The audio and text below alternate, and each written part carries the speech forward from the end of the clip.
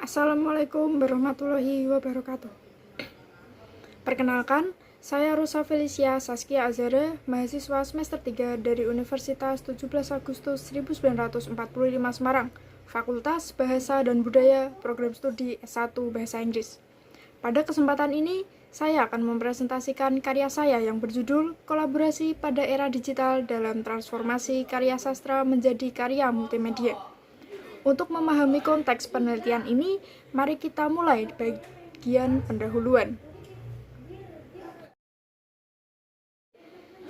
Era digital telah membawa perubahan besar dalam cara masyarakat mengakses dan menikmati sastra. Meski minat terhadap teks sastra menurun, teknologi justru membawa peluang baru untuk multimedia seperti film, konten digital, hingga podcast. Namun, penelitian mengenai proses kolaborasi digital dalam adaptasi sastra di Indonesia masih jarang dilakukan. Padahal, hal ini sangat penting untuk penguatan literasi, inovasi kreatif, dan pengembangan studi sastra. Dari sini, muncul dua rumusan masalah. 1. Bagaimana kolaborasi digital mengubah laut bercerita menjadi film pendek. 2. Bagaimana bentuk intermedialitas dalam proses adaptasi tersebut.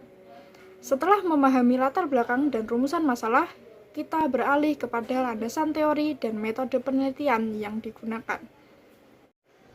Berikutnya ada landasan teori. Terdapat dua teori utama yang menjadi dasar penelitian ini.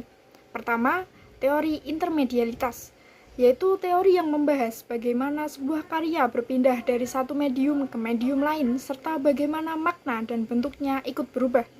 Yang kedua, teori kolaborasi kreatif, yang menjelaskan bagaimana penulis, sutradara, dan tim produksi bekerja sama untuk menghasilkan adaptasi yang tetap setia pada nilai asli karya sambil menyesuaikan dengan kebutuhan medium yang baru. Selain itu, penelitian terdahulu tentang adaptasi karya sastra dan gaya menurut penceritaan Leila S. Chudori turut memperkuat kajian ini. Setelah mengetahui dasar teori, selanjutnya mari kita lihat bagaimana penelitian ini dilakukan. Penelitian ini menggunakan metode kualitatif deskriptif. Data primer berasal dari novel laut bercerita dan film pendeknya.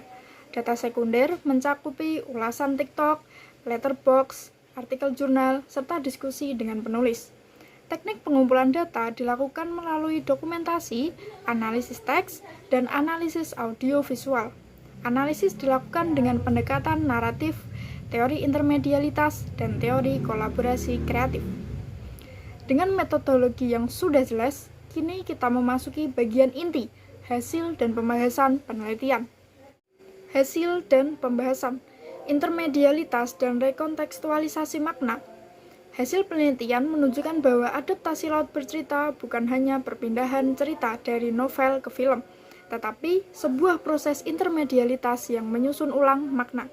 Novel menghadirkan trauma narasi internal, sementara film membangun intensitas trauma melalui visual dan audio, seperti warna gelap, close-up, dan suasana suara yang menghimpit. Bentuk intermedialitas yang ditemukan meliputi visualisasi trauma kolektif, pemadatan makna naratif, dan pergeseran perspektif dari internal menjadi eksternal. Selain intermedialitas, unsur penting lainnya dalam adaptasi adalah kolaborasi kreatif. Mari kita lihat lebih jauh. Kolaborasi kreatif dalam adaptasi. Adaptasi laut bercerita merupakan hasil kerjasama yang sangat erat antara Leila S. Chudori, Pragita Arya Negara, dan tim produksi. Dalam proses ini, terjadi beberapa hal penting, yaitu negosiasi makna untuk memilih adegan-adegan utama dari novel, pembentukan estetika kolektif melalui sinematografi, warna, dan sound design. Terakhir, pelestarian pesan sejarah agar konteks pelanggaran HAM 1998 tetap kuat.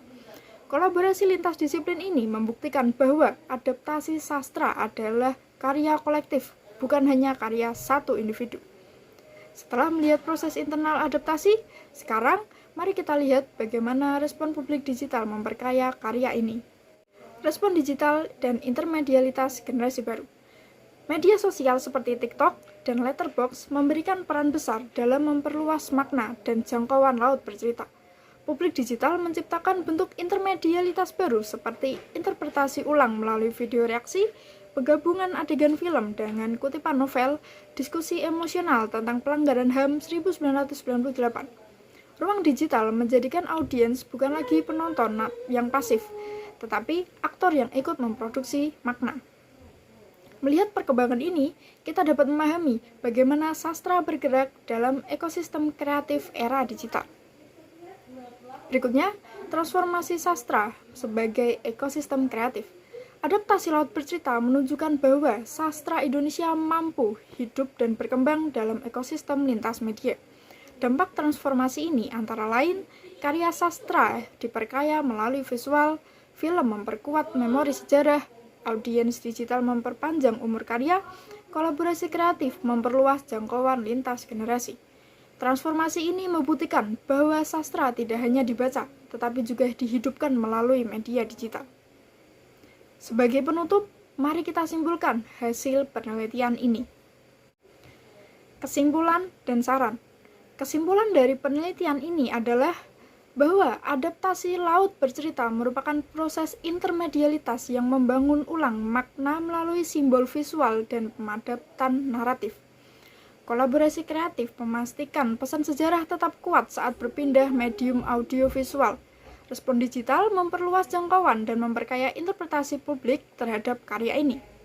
Diharapkannya, ke depan nanti, adaptasi karya sastra dapat terus menjaga kedalaman makna dan memperkuat kolaborasi lintas disiplin dan memanfaatkan platform digital sebagai ruang edukasi dan refleksi.